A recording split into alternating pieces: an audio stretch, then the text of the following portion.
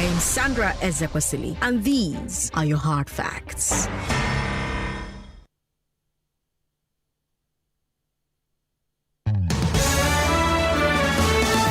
Hello, Lagos. Good afternoon. I'm Sandra Ezekwesili, and these are your hard facts. Whenever it rains, I feel like Lagos loses its mind. You know, everybody just starts to drive like they haven't been driving for years, and everybody just goes a bit insane. And so it makes the driving experience even worse. You know, something that shouldn't be a traffic situation becomes a traffic situation. You have your part to play on the roads. When you're going somewhere, you are responsible for the person in front of you, behind you, beside you. And so it's your job to make sure you're not being irresponsible on the road. You know, wait for the lights to go. Wait for the person to go before you go. We can all, if we're all moving one at a time after each other, we'll all get to where we want to go to. But if two cars are trying to use the same exit at the same time, nobody moves, and you just make life unbearable for every single person. It's just ridiculous. It should not be happening. You know? Play your part. It's not enough. It's those little things that pile up into a nation that works. You know that, right? It doesn't start and end with the politicians. You also have your role to play. And things as simple as just one after the other is how you know who will be a meticulous leader, who will be about process, about due process if they get political power. That's just my 2 cents. Anyways, first hard fact of the day, 49 confirmed cases yesterday, COVID cases yesterday in 5 states. Ondo State topped that list with 30 cases, followed by Lagos. So Lagos, COVID is not over. COVID-19 is not over. You have to do what you have to do. Don't stop taking your precautions. Limit your movement, and when you must go out to work or to buy essentials, wear a mask and keep your distance from people. Yeah, wash your hands, sanitize your hands, do your best to be safe, and join the 1 million Lagosians who listen to Hard Facts. They cannot be wrong. Thank you so much for tuning in today. I have a great show for you today, starting with the big three. Let's talk about the House of Reps investigating the Twitter ban, but stopping short of demanding an immediate reversal. Then let's talk about the 23rd anniversary of Abacha's death. Can you believe that? Time moves so fast, doesn't it? Somebody who was born in 1998 is 23. Amazing stuff. And then let's talk about over 100 doctors resigning from the Ondo State Hospital Management Board. We'll have that conversation on the Big Three today. Remember, you can talk to us on Facebook because we don't have Twitter anymore. Facebook Nigeria Info 99.3. We've got WhatsApp 080-959-75805. We've got YouTube where we're streaming live. YouTube is Nigeria Info FM. We also have Instagram. You can actually leave your comments for us on Instagram as well. Chukwudi will bring you Community Report today, as always. And on the big hard fact, let's talk about the security situation in Lagos. We seem to be seeing and hearing more and more cases of robberies and kidnappings and attacks and vandalism. So we're going to talk about what's causing this. What's causing the deterioration of the security situation here in Lagos. Not enough to talk about what's happening security-wise in other parts of the country if our own state is not safe. So let's talk about our state, and let's talk about what the security agents are doing about it, what the chief security officer of the state is doing about the security situation in Lagos. News updates will come your way at the top of every hour, as always. After the news at 6, we'll hand you over to Rufai for Conversations with Rufai. And when Conversations with Rufai is done, Game On will come your way. We've got great stuff for everybody. You know, you want the hard stuff, Hard Facts is here. You want the fun stuff, What's Up Lagos is available. You want the philosophical stuff, you've got Sunnyside with Joyce. And if you've got love on your mind, we've got Ada Blessing on the overnight show for that. But I want a bit of controversy. Listen to Freeze from 10 p.m. Something for everybody. I'm Sandra Ezekwesili, Lagos. Welcome to the show. These are your hard facts. The big weekend. This is the Big Three The big three on the hard facts. on 99.3 Nigeria Info. All right, Lagos, let's get into it. Starting off, of course, with our very first story on the show. Now, don't forget that we're streaming live on Facebook, Nigeria Info 99.3, YouTube Nigeria Info FM as well. And with our first story, I want us to take a look at all of the reactions pouring in as a result of the ban on Twitter. That story still holding the country by storm. And like I said, we're still also going to talk about what's the word now? Abacha's anniversary. I mean, he was president in this country and he died, and so much happened as on the day he died. So much happened after he died. We're also going to get into that story as well.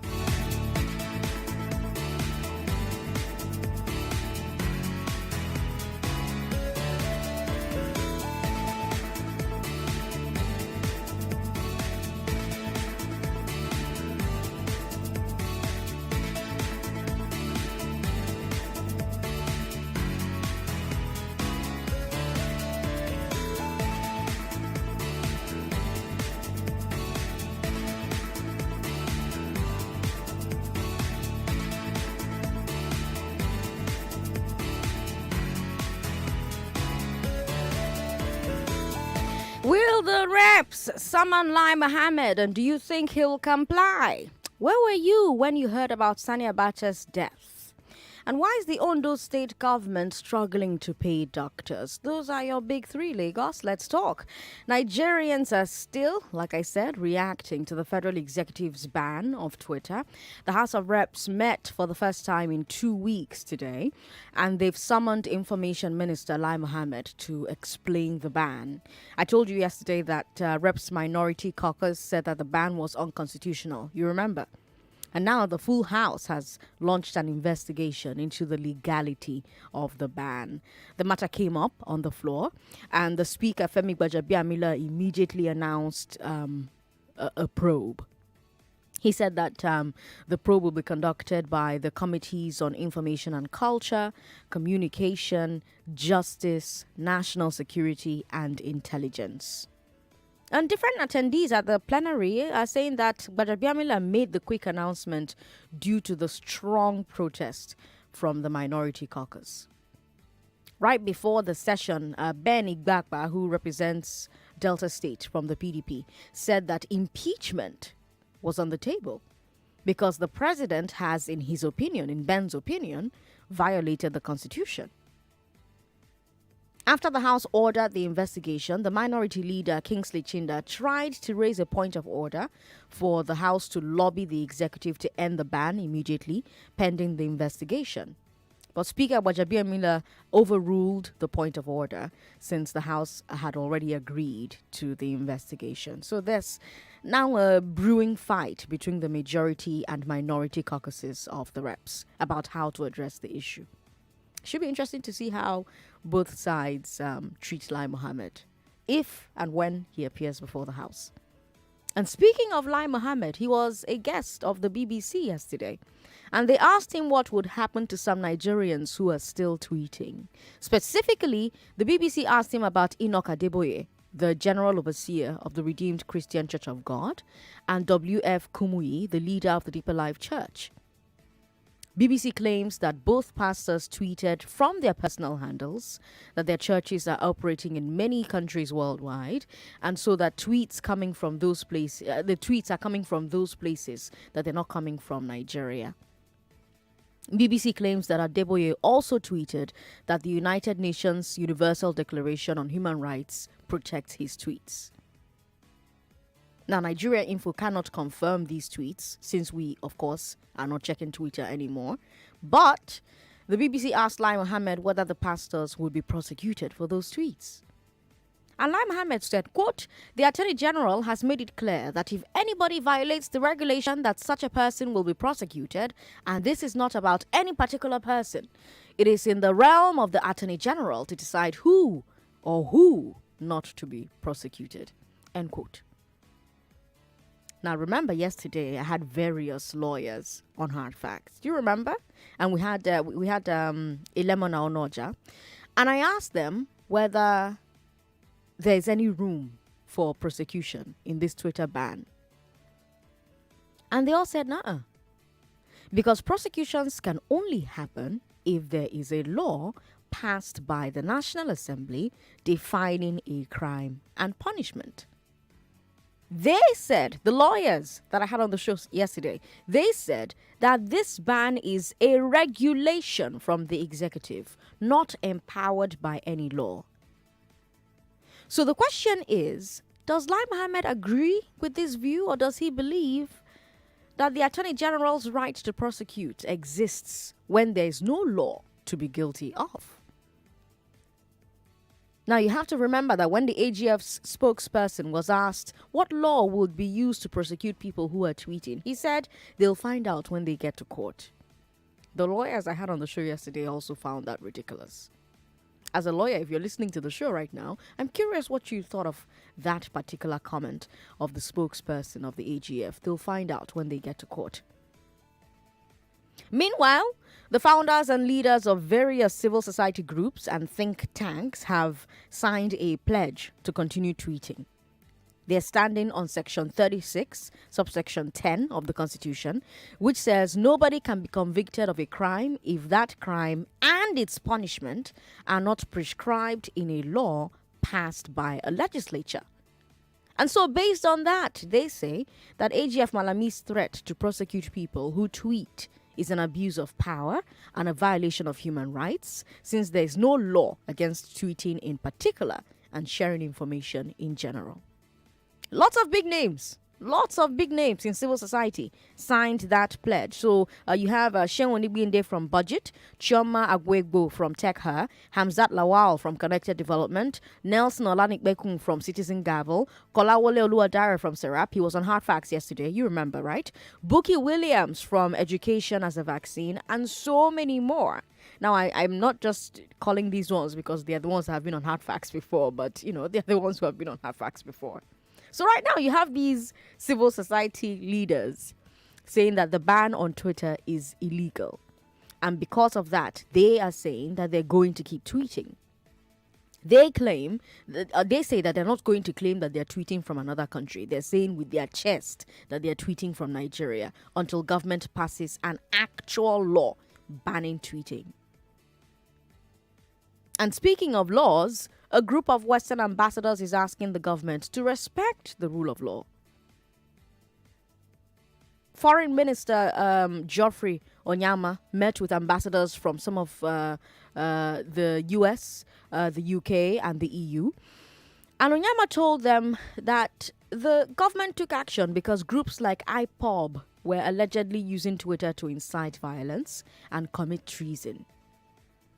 After the meeting, the ambassadors said that while the government has the right to tackle disinformation and terrorism, it cannot violate human rights and the rule of law.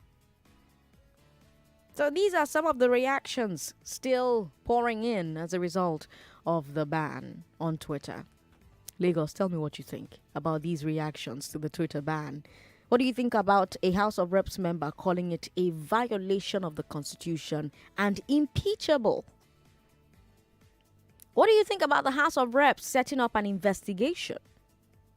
What do you think about Lai Mohammed saying that it would be up to the AGF, Malami, to decide whether or not to prosecute Adeboye and Kumuyi for tweeting? What about the claims from civil society groups that since there's no specific law making using Twitter a crime, prosecutions would be abuse of power? Ooh, and what about their decision that they're going to keep tweeting in civil disobedience? Men, call me on 0700-993-993-993. Women, call me on 01465-7190. We're not on Twitter, but we are on Facebook. So share your thoughts with us via Facebook. Facebook Nigeria Info 99.3. WhatsApp is available as well. WhatsApp is 080-959-75805. Jisomi is going to find me the WhatsApp tablet and make sure that I'm connected to WhatsApp and I can take your calls. We've got Somaga in Lekki on the line. Somaga, welcome to the show. Thank you very much for calling us. Yeah, good afternoon, Sandra. Good afternoon. Welcome. Yeah, Sandra, I've been first of all, I really hope we don't forget that the high-handedness and how tyrannical Fim Bajabiamila has been. Tomorrow now he will come out to become president or something, and everyone would support him. I really hope people don't forget. Okay. Then the second question I want to ask is, with all this proof that this is unconstitutional, how come the Association of Licensed Telecom Operators and the telcos, how come they still just agreed, to shut everybody out of Twitter? Because is it that they don't have lawyers on their employer? I don't get it. So they have they also have an act that regulates them from the NCC, and the NCC cited national interest as a reason for why they should block access to Twitter. But national, okay. Yes, go ahead. National interest is vague. What does that Yes, even it was vague. And the lawyers who were on the show yesterday did say that it was vague. But they also said that the lawyers now, they also said that the hands of Alton, and this is not me making an excuse for the telcos, but they seem to imply that the telcos couldn't really do much as far as challenging this instruction is concerned because the courts are closed because of the strike. Interesting. I really hope. I'm just concerned about how much power the government and NCC has over them. It's very worrisome. Right. Thanks. Thank you very much for calling, Sumaga. Women, call us on 01465-7190, 01465-7190. Men, call us on 0700-993-993. Uche Infestac, welcome. Yes, thank you very much. Good afternoon. How are you doing? Good afternoon. I'm doing very well. It is quite unfortunate that we live in a country where lawlessness is practiced in the highest level of all orders. I mean, if we're in a lawful country, how can a president or whoever ban tweeting? Everything happens in this same country. Only this country, Nigeria. Everything is possible. This is just to show that they are so incompetent. I mean, priorities are there. The insurgents in the country, herdsmen, they're not even talking about. They're not tackling those ones. No seriousness on those angles. They're tackling tweeting because people are trying to air their views, their displeasure about the happenings in the nation, so that there can be serious measures taken. Simple. And you're stopping them from making things happen. People, they don't even understand that people airing their views are trying to make them have every check, everything. Are we guiding? Are we governing? Are we leading the people rightly? They don't see these things because they are not learned enough. They don't know these things. They just see it's all about practicing, exercising your so-called powers because you have the guns and the uniforms and all that. If they were not if they don't have the guns, come on. Who cares about whatever they say? So, my dear, it's so fortunate that we live in a very lawless country and things keep deteriorating. That's all I have to say. Thank you very much. Thank you, Uche, for calling to say it. Let's talk to you now. Hello. Thank you for calling us. Hello, good afternoon. Good afternoon. What's your name? Yeah. My name is Eunice, and I'm calling from Ikeja. Good to have you on the show. Yes.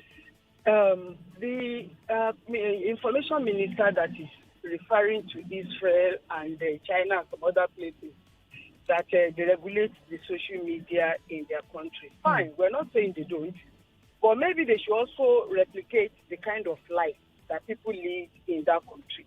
Okay. Their politicians don't steal the money the way our own politicians do. In China, for example, the creme de la creme of the society are the leaders. You have to be extra perfect to be a leader, and even ordinary tax evasion is capital punishment in China. So if they want to bring Chinese culture, as in banning internet for whatever reason, we should start from the basics, like I've said. In Israel too, Israel is located in one of the most volatile areas of the world. Do they go into their do insurgents go into their citizens' bedroom to go and abduct them and be asking for money, for ransom, while their legislators fold their hands and even want to jail those who pay to get themselves free. So there are a lot of things that Nigerians should learn. And what are Nigerians even complaining about? Is it not about bad governance? Give Nigerians good governance. Give us security in our own country. Make our wealth to work for us. And see if anybody will be attacking government on Twitter. So the Twitter ban is not a void. If you can't have basic law, extant law to justify the ban, then nobody should obey it. And as for media that has obeyed so far, I pity them. Those of them who are alive, who are operating during Babangida, Abacha, and even Buhari's first incursion into politics as military government, military ruler, they know that the media then stood eyeball to eyeball with them and conquered them. And that's why the media has survived. And the media will survive. But the media should give the government a fight for this bad law. Thank you. Thank you very much for calling. I should mention, by the way, that Dakuku Peter Side also had thoughts on this ban. He shared his thoughts on this ban. He said the government may have entered a fight that it cannot win. He's the immediate past Director General of NEMASA, and he's a former member of the House of Reps. And he said, banning Twitter puts us in the wrong company with countries like Turkmenistan, North Korea, China, and Cuba, who have poor human rights records. I should take a few tweets before we have to take a quick break, but I don't even know. We've got about 15 seconds before this break that is coming up. So I'll just use that 15 seconds to tell you that WhatsApp is available 080-959-75805, Facebook Nigeria Info 99.3, YouTube Nigeria Info FM. We'll be right back. 99.3 Nigeria Info. We'll be right back. Hi there. If anyone ever asked you for your banking app password or PIN, your card PIN, or the 3 numbers on the back of your card, your pay ID, or answers to your security questions, do not give it to them. These details are private and highly confidential. They must never be shared. Stay smart. Don't lose your money to scammers. This message is from Kuda Microfinance Bank, the bank of the free. Download Kuda on the Play Store or the App Store and open an account to enjoy free banking.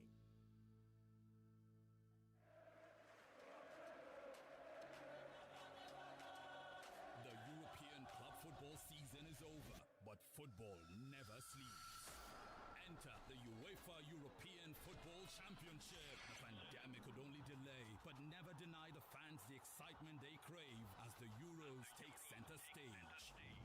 It's Euro 2020 in 2021, a tournament with a difference, with scenes all over the European continent, traversing state lines and capitals, from Rome to Baku, St. Petersburg, Amsterdam, Bucharest, Glasgow, Copenhagen, Seville, Munich, and London.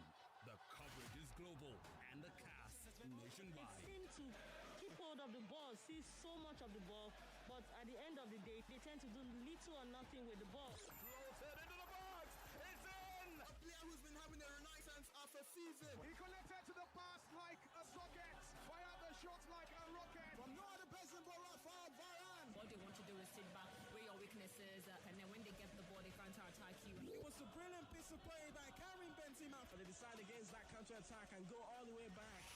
Beautiful! Trent Alexander-Arnold, 38 meters. This is your goal of the week. When you defend, you can defend for 91 minutes, and just for 1 minute, everything will change. He completes his hat trick. He's in the pursuit of perfection. Best days are behind him already, and young managers have taken up the mantle. Covering every blade of grass for a full month from 11th June to 11th July 2021 on Nigeria's #1 radio station for sports and talk, Nigeria Info. Reach out for sponsorship and advertising. Euro 2020 on Nigeria Info. It's live football, just the way you like it. 99.3 Nigeria Info. Your #1 station for talk. Let's talk. Yes, Let's talk. It's 29 minutes past 3. I am Sandra Ezekwesili. And for our first story, we've brought you a number of reactions to the Twitter ban. The reactions are still pouring in. I told you, for instance, that the House of Reps met for the first time in 2 weeks today and summoned Information Minister Lai Mohammed. I told you that the Minority Caucus said yesterday that the ban was unconstitutional. The full House has now launched an investigation into the legality of the ban. Femi Gbajabiamila announced the probe and said that it will be conducted by committees on information, culture, communication, justice, national security, and intelligence. You even had Benny Baka, who represents Delta State, saying that impeachment was on the table as a result of this action by the executive. He said that, in his opinion, this action violated the Constitution. And Lai Mohammed went on the BBC to say that people like Enoch Adeboye, the General Overseer of Redeemed Church, and Kumuyi, the leader of the Deeper Life Bible Church, who tweeted from their personal handles that their churches are operating in many countries nationwide, and so that tweets coming from their handles are coming from those countries, that those tweets are not coming from Nigeria, that, the Attorney General has made it clear that anybody who tweets will be prosecuted. So it doesn't matter who the person is, that the Attorney General is up to the Attorney General to decide who to prosecute and who not to prosecute. That's what Lai Mohammed said on BBC. Now, I also told you, of course, that when we had lawyers on the show yesterday, several lawyers on the show yesterday, they told us that this ban was illegal. They said to us that there was no room for prosecutions, that prosecutions can only happen if there's a law, and that law has to be passed by the National Assembly. And whatever law it is will carry a crime and it will carry punishment. They said that the ban is a regulation from the executive and it's not empowered by law. I also told you that numerous civil society organizations signed a pledge to continue tweeting. And then I gave you a bunch of big names that signed that document. And I also told you that ambassadors from different countries in Nigeria, the US, the UK, the EU, told our foreign minister, Geoffrey Onyama, that it doesn't matter what reasons the government may have, even if they want to tackle disinformation and terrorism, banning Twitter violates human rights and the rule of law. So very interesting comments coming in, reactions coming in as a result of this action by the executive. But we've got a comment here on Facebook from Abdul Rafiu Alaba Alakbe, who says, Sandra, it will be better for all of us to do the sacrifice now before those social media and the abusers use it to kill and bury our country. Look, I, Alaba Alakbe, supported the ban on Twitter, and I would like the same to be extended to Facebook and Instagram. People are misusing the opportunity given by these social media, and those who are in charge of this social media are keeping silent without sanctioning anyone. Nigeria is bigger than any social media.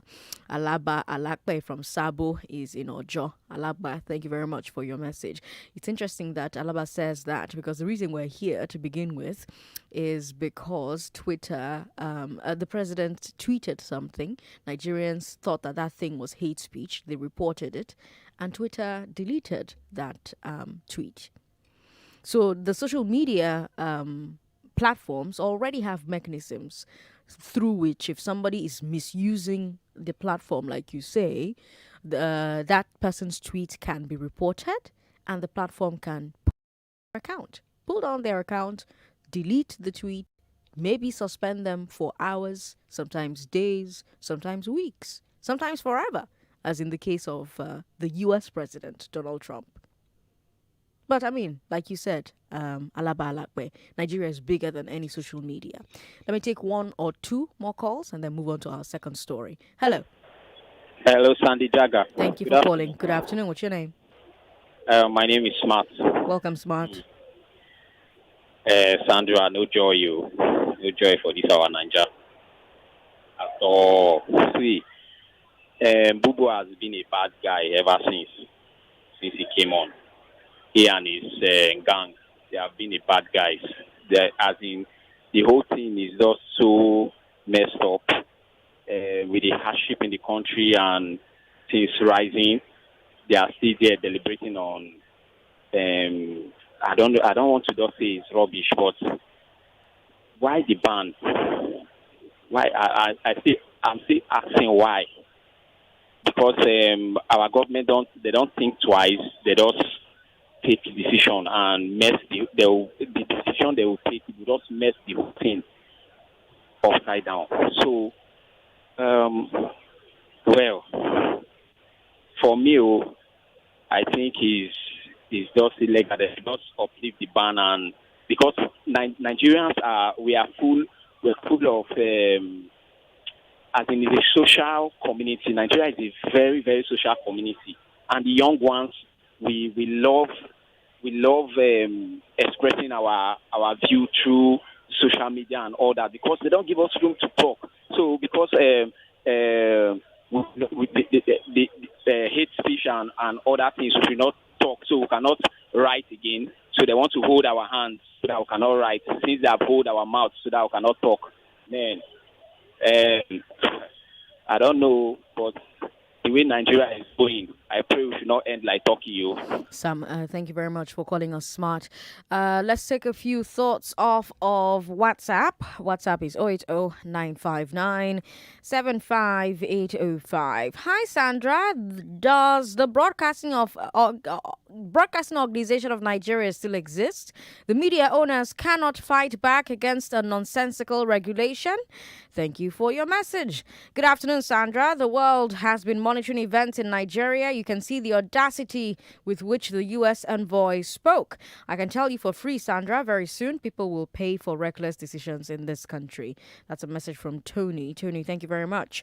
More messages coming in via WhatsApp. Sandra, banning Twitter violates free speech. The government wants to put us in a state of oblivion. If the government suspects a tweet, of course, Twitter has report mechanisms that they can engage instead of an outright ban. That's a message from Chris in Bagada. Chris, thank you very much for your message. Still taking messages here. Good rainy afternoon, Sandra. The rate of robbery in Lagos is very alarming. I lost 3 smartphones within 1 year. We'll talk about that at 5 o'clock. Thank you for bringing it to our attention. We've got somebody who's telling me that Malami will decide prosecution of Adeboye and Kumiyi. Yes, we talked about that. You're not leaving me a new comment, but thank you very much for your comment. Sandra, if Lai Mohammed believes that Kanu on Twitter is a problem to Nigeria's unity, the government should be able to address that with Twitter on Kanu's account and not ban the whole country. This government used the same Twitter to pinpoint the wrongs of Jonathan's government and also asked for our votes on Twitter at the time. All right. I think it's time to bring you our second story, shall we? Before we come back and take your calls. Sani Abacha died 23 years ago today. That's our second story. It's been almost a quarter century since Nigeria's next to last military ruler died. Abacha's rule and death are now long ago enough, I think, that we can start talking about them like almost history. You know, we can start talking about them almost like history. You know, we have adults today who were not born when Abacha died. Were you born when Abacha died? My intern wasn't born when Abacha died. You know, or who were very small children. So they obviously have no experience of what happened in that regime. Now, for people like my intern who's listening to me, and for people who are listening, who were not born when Abacha was alive, or who were much younger when he was alive, I want us to talk about what his regime was like, what his administration was like. Those of you who were, let me not even say who were, you know, you were 30 at that time, or you are 30 right now, or you're over 30 right now. Those of you who have memories of Abacha's rule, where were you when you first heard that Abacha was dead, that Sani Abacha was dead? Where were you? We've all seen the video footage of people celebrating on the streets. We've also seen people mourning in his home state of Kano. But now I want to hear your personal experience of the death of Abacha. But before we get to your experience, let's talk about the Abacha regime. It started with a palace coup when he overthrew Ernest Shonekong, the interim president. Remember that Ibrahim Babangida annulled the June 12th elections in 1993, then handed over to Shonekong. Then immediately he took over, he gave his famous dissolved speech. You remember that one, where he dissolved most government bodies, including the elected local governments, state governments, and National Assembly. Abacha's regime also faced criticisms for human rights abuses. It was under his government that the Ogoni Nine, including Ken Saro-Wiwa, were executed. He also ordered the arrest of MKO Abiola, who declared himself president. Olusegun Obasanjo and Shehu Musa Yar'Adua were accused of plotting a coup, and they were convicted. Yar'Adua died in prison. Not the one that became president, his older brother. Now, during the regime, there were multiple assassinations, including Kudirat Abiola, wife of MKO. We later saw regime workers, such as Sergeant Rogers, claiming to be complicit in these attacks and alleging that they were working on orders from above. And then, of course, there was the economy.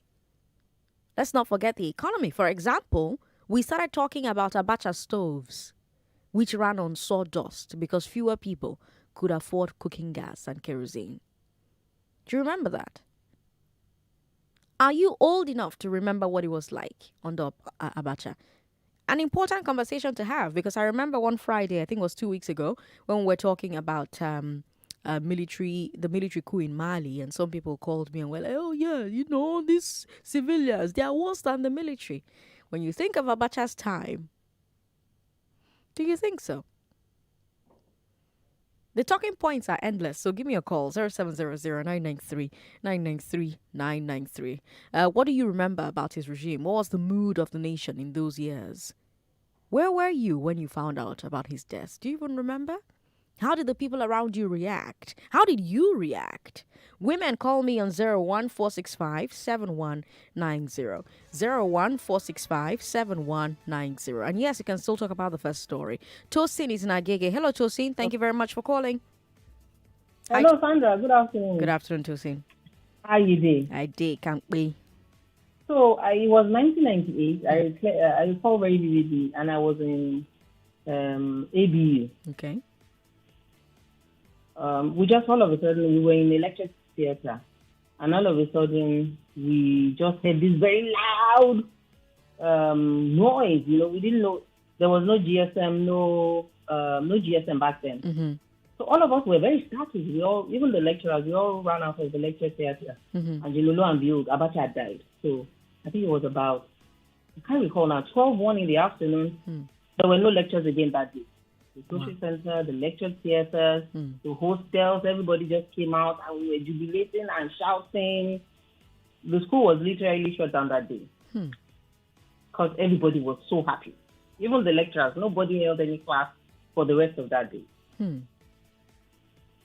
So. Tosin, thank you very much for calling to share your Abacha memory with me. Hello. Hello, Sandra. Good evening. Good evening. Thanks for calling. Thank you. My name is Ngozi. Welcome. Go ahead. Yeah, Sandra, I was just so mad when you mentioned this Abacha issue. I think I was in secondary school when Abacha died. Okay. I could remember very vividly what that day looked like. Okay. And what happened. I was at the balcony in the house. Initially, the rumor came that Sani Abacha is dead, and everybody was just hovering around because people were not very sure. We are now waiting for 4 o'clock news, This radio news that they will, NTA news, they will first do. Sandra,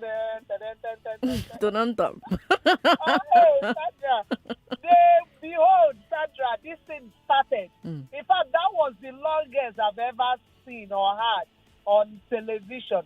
They continued with Nigerian coat of arms. They continued the tarara. It's a very long time before they eventually broke the news of his death. In fact, Sandra, there is this popular market in Enugu there, Kenyatta. Oh, I know Kenyatta. Yes. People started trooping from Kenyatta market with a banger, with knockout. People were drinking, sharing drinks. People were dashing out money. Sandra, in fact, Jubilation was all over the place. Wow. We go to 82 deep. Even the military cantonment that day, people we are happy. I'm telling you, people we are happy. We suffered that time because we will go all the way to Timbershade. We'll go and carry sawdust. There is this something like fall that started raining that period, where you now hold the sawdust. When you light it, you will not use it to cook because there was no kerosene or probably at some point there was serious scarcity of kerosene. In fact, a whole lot of things Santa. It was a very memorable day. Honestly, I will never forget about it.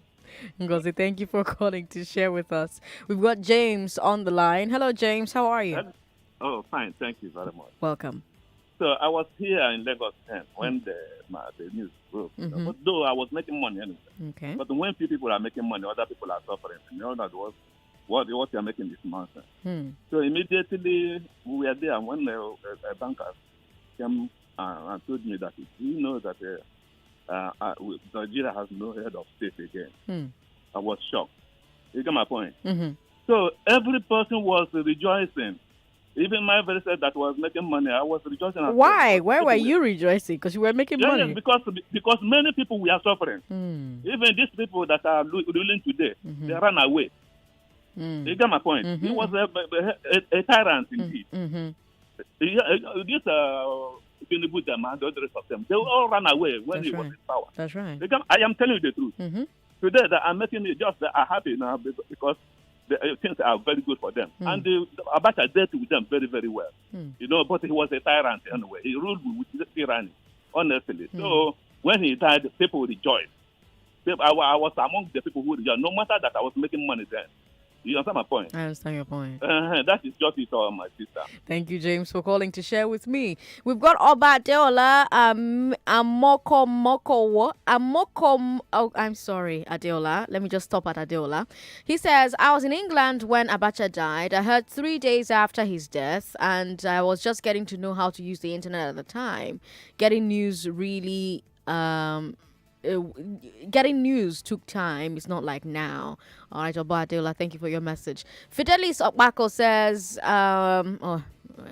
we've got more people who are sending us messages via WhatsApp. Unfortunately, I can't take this particular message because it gets a CB. But Leo Daniel says, Sandra, thank you for the memories. Today Abacha died was the day my mother gave birth to our last born. She was in labor when the news came in at 7 p.m. It was a day to remember. Today is my sister's birthday. Daniel from Oworoshonki says, Daniel, happy birthday to your sister. 99.3, hello. Hello, good afternoon. Good afternoon. Thanks for calling. Yeah. It is Bayo. Bayo, good to have you on the show. Yeah, good afternoon. Good afternoon. Yes, when he died, I think I was listening to the news. And they said breaking news. So it's as if, fine, the mountain and the Goliath has fallen.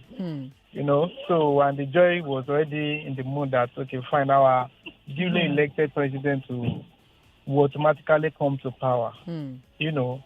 So little did we know. I mean, the joy of his death at that point. It's sad, though. It's not good to be rejoicing over, someone's death, though. But at least all of us know the faint and whatever, has warranted such. So it was a full of joy. But, that joy was shortly, just like less than a month, whereby Adeola too died. So that was it. But, at that point in time, a lot of bar parlors, a lot of parties, a lot of happened in my street at that point in time. And, they said there's always a time and a season for everything. And it's a lesson. We are in another person's reign now. So they should think, because if not because they are hearing this program now, there is no remembrance for such. And what caused is because of their action and inaction that time. So somebody is here right now too, in action and in action. So let's wait and see. Thank you. Thank you very much.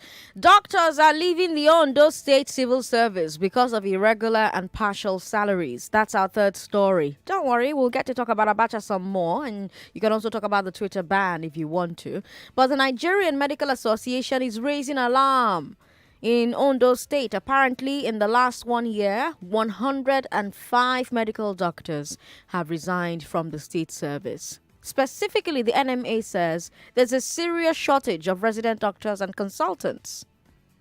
Now, why is all this happening? First of all, there's been a shortage of funds. The NMA points out that most state-employed doctors have been getting only partial pay. Now, Governor Rotimi Akeredolu has commented on this in the past, and he basically said that the doctors were complaining too much. He said, quote, "We're not fearful. We're ready for them.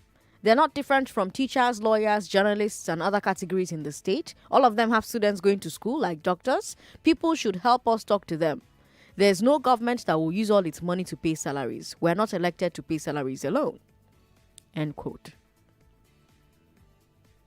So the first thing I want to ask you is, if government knows that it cannot pay salaries, does it make sense for it to expect those people to keep working? By the way, there's no health commissioner in Ondo. When Akeredolu got re-elected, he did not reappoint a commissioner. So there's also a question right now about whether the health sector is being run properly or even being given proper attention by the state government. But that's for you to decide. What do you think about more than 100 doctors quitting the Ondo State Service in the past year due to irregular salaries? What do you think about Akeredolu's comments? What about the fact that there's no health commissioner? 0700-993-993. You can still talk about Abacha if you want to, or you can talk about a Twitter ban as well. 3 stories we brought to you today on the Big 3. Which one caught your fancy? 99.3, hello. Good afternoon, Sandra. Thank you for calling. Yeah. The first story, what people don't understand is that when you want to regulate, let me give the example of traffic rule. There has been a rule, and if there's anybody breaking that rule, the executive apprehends such and take to the law court. That is regulation. So in a situation of this Twitter something, if the government have seen that a particular person has heard or a company, then they take such to the law court. We have law courts in Nigeria, we have international courts. So they shouldn't just make everybody to suffer for the sin of a single person or a single company. It's uncalled for. Then, coming to this Ondo State thing, what I want these politicians to realize, just like the Kaduna State Government, they should bring out the money, the salary that civil servants get, compared to the salary that politician gets, and let us know which one is more. Before they start just punishing the poor people for nothing, let them bring out publicly and let the whole world see what does politician takes every month for public treasury and what does civil servants take every month from public treasury. Then we'll be able to now say, okay, where should we prune down the cost of governance? Thank you very much. Thank you very much for calling us. All right, we'll take a final call, take a quick break, come back and take a few more calls. 99.3, hello. Hello, Sandra. Thanks for calling. What's your name? Olumuyiwa, calling from Nigeria. Good to have you on the show. First and foremost, I will be happy if the government will fight Adeboye and Kumuyi for standing against their order, because we have been facing so many challenges in Nigeria, and the religion leader, they refuse to speak. Maybe if the government tackle them the way they are tackled with the citizens, maybe when they are forced to speak out and ask them questions and challenge them, maybe that will be the beginning of a new Nigeria.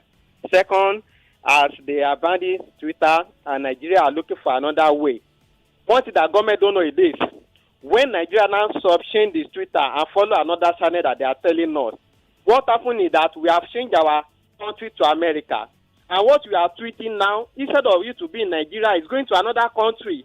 So what we're supposed to be shared locally, the Oyinbo abroad now, they are now seeing it, which is negative on the part of the government that do not think deep before taking action. And in conclusion, on your last story, which I forget, I wanted to say something. Okay, call back because I need to take a break. You're listening to Hard Facts, Lagos. Innocent Amanda and the Santa Cruz brothers. Hey, Amanda, come and have a drink with us, okay? But she's got one thing on her mind. Leave me alone. I don't want to drink. Help me. It was the Santa Cruz brothers. Revenge. And then they'll know how they made me feel. Will her heart get in the way? Amanda, now showing Mondays to Fridays at 1 p.m. on Wazobia TV and Wazobia Max TV on UHF 57, DSTV channel 259, GoTV channel 98, Star Times channel 195, MyTV channel 15, and Free TV channel 744. 99.3 Nigeria Info, your number one station for talk. Let's talk. I'm Sandra Ezekwesili. So far, we've talked about the House of Reps investigating the Twitter ban, but stopping short of demanding an immediate reversal. And then we've talked about the 23rd anniversary of Abacha's death. And then we've talked about more than 100 doctors resigning from the Ondo State Hospital Management Board. Which of these stories spoke to you the most? Which of these stories do you want to talk about? Do you think the House of Reps summon of Lai Mohammed will work? Do you think he's going to comply? Where were you when you heard that Sani Abacha was dead? And why is the Ondo State Government struggling to pay doctors? We've got WhatsApp 080-959-75805. Andrew from Agungi says, I was in a supermarket in London when my sister, when relatives called us with the great news. So many of our family friends were in exile. I had visited Nigeria a few months before, and I was saddened by how much people were suffering. Most Niger people I knew in London were celebrating. May we not live a life that causes jubilation when it ends. Andrew, thank you for your message. Jane is through Larry. Hello. Hello. Thank you for calling. Hello. Good afternoon, Sandra. Good afternoon. Welcome. Yes. You see, our problem in Nigeria is we don't have leaders. Okay. Because true leaders are selfless. But what we have in Nigeria are politicians who are greedy as the grave and never satisfied as death. And so they don't care about the poor masses. They don't care what happens to you. And another fact is the strong men. We have weak institutions and we have strong men. You remember in 2009 when Obama came to Ghana to congratulate the late then Atamis. He said it. He said, in Africa, we build strong men and the institutions are weak. That is what is happening. These politicians, they don't have ideology. They are just sleeping. You just go and wake somebody to come and become the governor. What do you expect? Sandra, I have read a book of leadership, and it says, in chapter 1 of that book says, it is the office that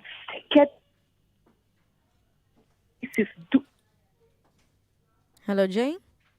Oh no, looks like her network isn't cooperating. But thank you, Jane, for calling. 99.3. Hello, Sandra. Hi, what's your name? My name is Opayemi. I'm calling from Anthony. Welcome, Opayemi. Yeah, I would like to speak briefly on the Abacha story and the doctors in Ondo State, the death of doctors in Ondo State. So, one, the Abacha story. Interestingly, since you said 23 years ago, that means I was 20, but I can still remember that the sadness of that era. It stayed with me for a long time because that was a defining time for me as a Nigerian that was supposed to be patriotic. I remember my parents in civil service going from people that could cook with gas, not being able to afford kerosene, having to use what was it now? Sawdust. I remember we couldn't buy a bag of rice anymore. We had to start buying from Derica to Derica. And, interestingly, for the past few weeks, I've just been remembering that era because that is what it feels like. And I'm wondering how my mother coped, to feed 6 children and just on a teacher salary. Wow. So, and it's the same thing right now for so many people. So now I want to link it to the Ondo State, the doctors in Ondo State. You see, when a person lacks vision, they're just going to keep going round and round and round in circles. And that's the sorry state of Nigeria. You know, we are back to where we were 23 years ago. It seemed as if we moved forward, but we actually now moved forward and moved further backwards, because at least 23 years ago, you could move anywhere you wanted to go in Nigeria without you being afraid of your life. Right now, you can't do so.